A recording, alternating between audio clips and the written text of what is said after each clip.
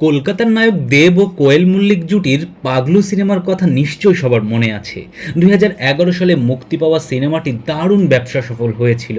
এবার ঢাকাতে পাগলু রূপে আসছেন জনপ্রিয় অভিনেতা মোশাররফ করিম, আর তার সঙ্গে থাকছেন সাফা কবির। এতে দেখা যাবে পাগলুর বয়স বিয়ের উপযুক্ত হলেও পছন্দের মেয়ে না পাওয়ায় বিয়ে হচ্ছে না তার। বাবা মারা যাওয়ার আগে অনেক সম্পত্তি রেখে গেছেন, যা দিয়ে পাগলু গ্রামের অসহায় মানুষের সেবা করে বেড়ান।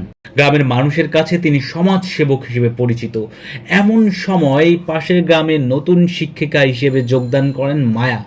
তাকে দেখেই মুগ্ধ হয়ে পাগলু বিয়ের প্রস্তাব দেন, কিন্তু মায়ার পরিবার বেকার ছেলের প্রস্তাব ফিরিয়ে দেয়। মায়া পাগলুকে সুযোগ দেন প্রতিষ্ঠিত হওয়ার জন্যে। এভাবেই এগিয়ে চলে নাটকের গল্প।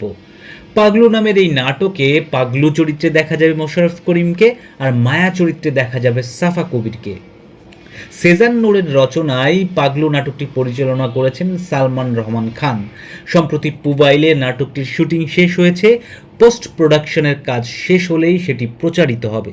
দর্শক, আমরাও আপনাদের মতো পাগলু নাটকটি দেখার অপেক্ষায় রইলাম। সেই পর্যন্ত সাবস্ক্রাইব করে সঙ্গে থাকুন পার্শ্বচিত্র চ্যানেলের।